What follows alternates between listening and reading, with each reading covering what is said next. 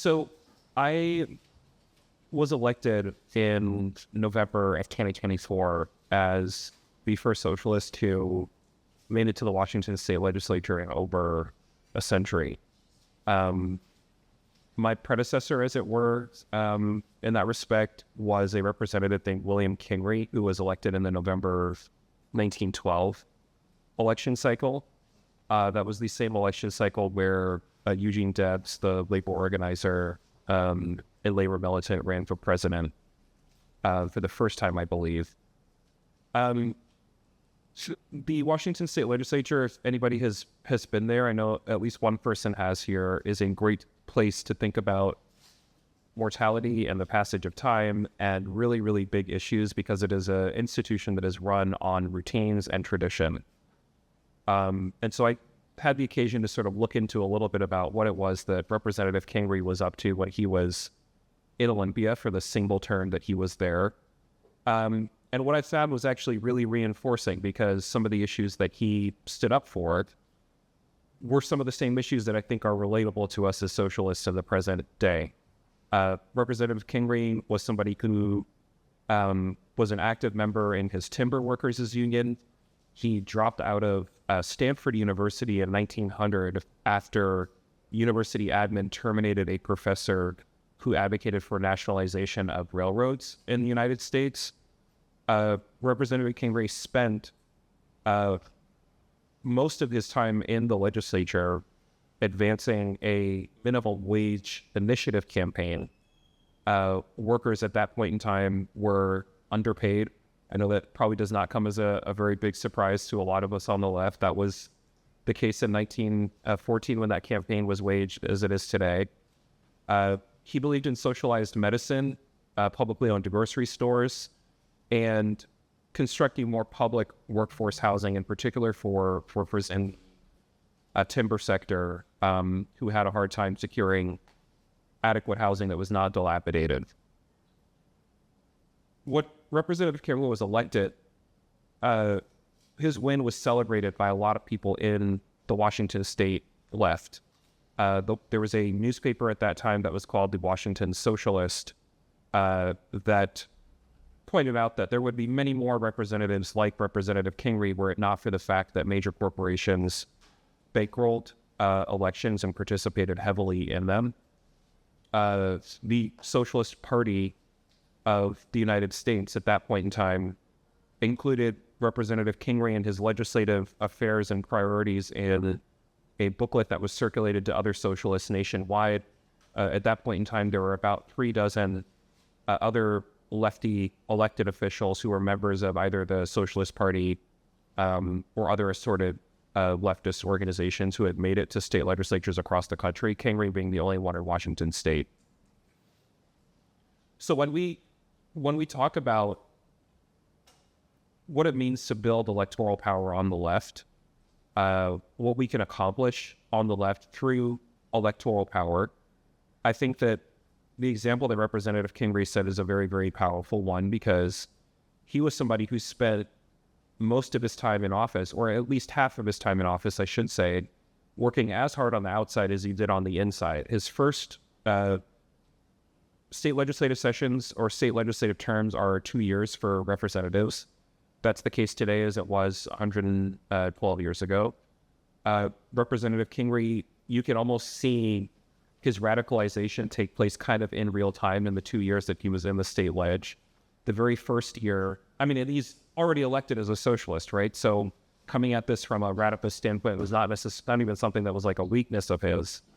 He's elected he's elected in 1912. His 1913 session, he spends his 1913 session advocating for what many at the time thought of as kind of piecemeal reforms that were much more technocratic in nature, working on the inside, building very important coalitions that nonetheless, I think many critics of the left at that point, many critics on the left thought of as more reformist in nature.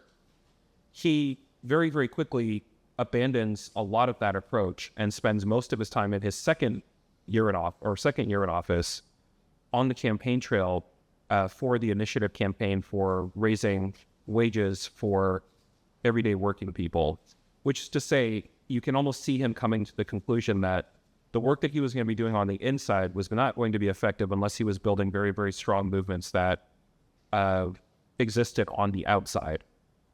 Rep. Kingery was a family man. He was somebody who had a wife, a few kids, and so he was spread very, very thin.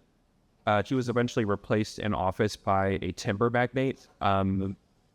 The man's last name is Reed, I believe it was, who had spent close to 20 years as Speaker of the House of Representatives.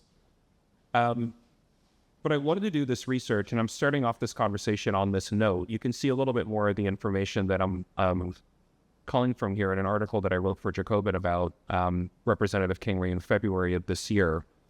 And I wanted to do this research because it helped to kind of ground me in what some of the struggles might be as a state rep.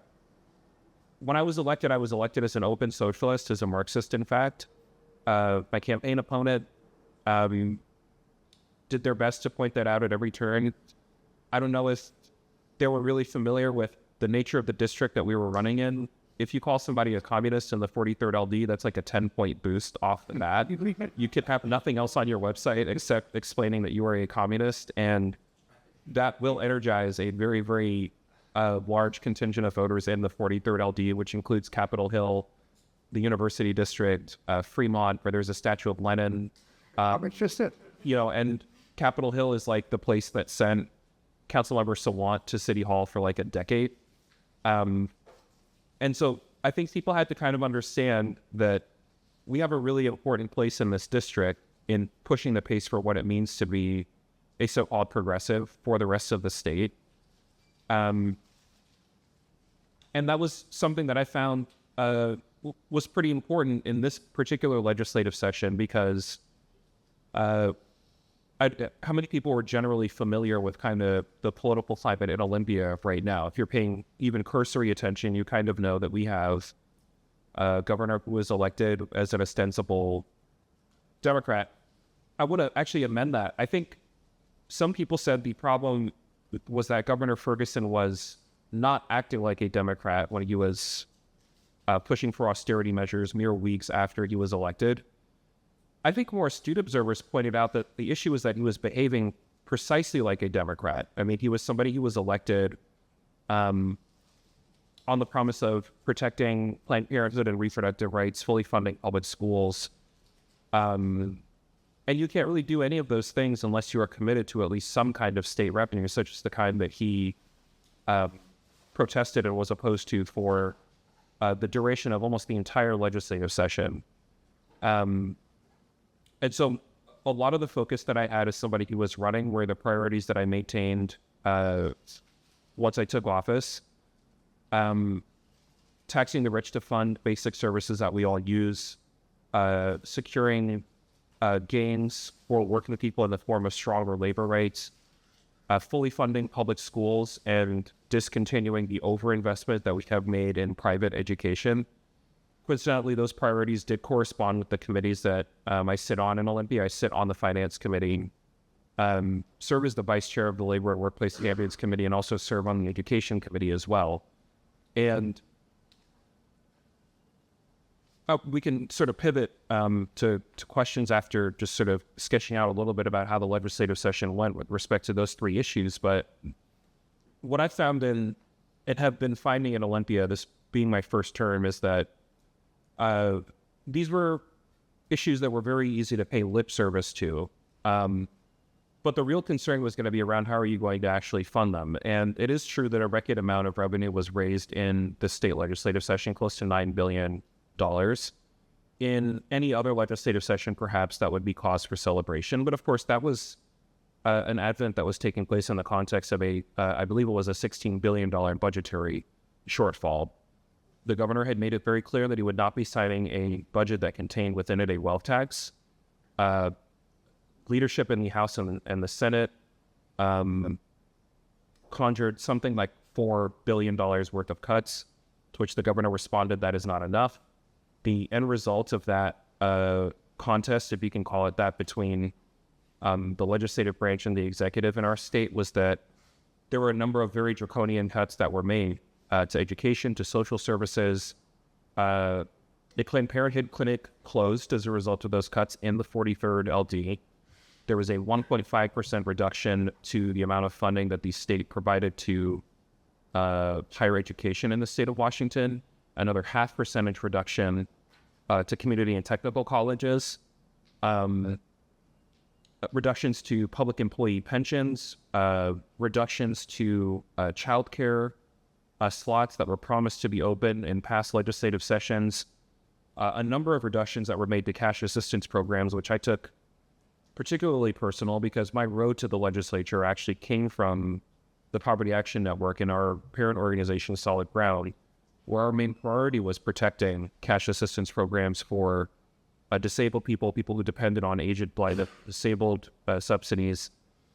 And so as a result, I voted not only no on those cuts that were put before us as discrete bills, but also cast a no vote on the budget because I felt that it was not really what I was sent to Olympia to do. This is kind of inside outside. I mean, we're talking a little about what goes on in Olympia, but on the campaign trail, it would be very difficult to imagine a scenario where the kind of support that was galvanized in order to win an election with 68% of the vote happens without the backbone and the support of CLDSA, of which I've been a member since January 2017.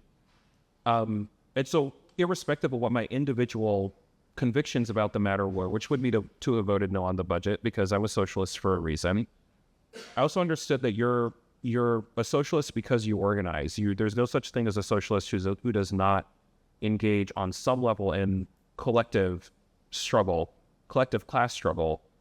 So that going back and legitimating casting a yes vote for a budget that was taking people off of childcare or was making it harder for people in the stream to pay for tuition that would spike,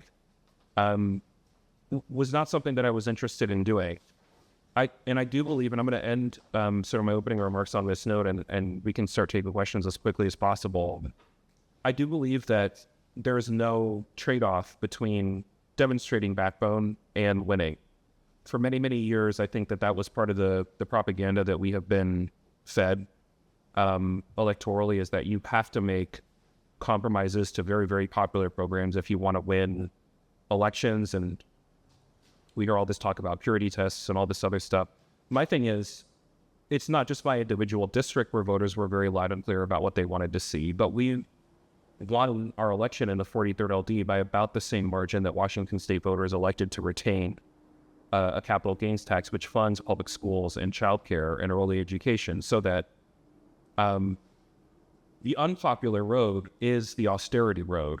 And whether I'm talking to comrades in CLDSA or I'm talking to PSA members like I was, PTSA members like I was yesterday at Meany Middle School, the more transparent and the more bold we are in the direction of saying we are a state that actually is a tax haven for the ultra-wealthy, and we should use a lot of those resources to actually fund the institutions that we depend on.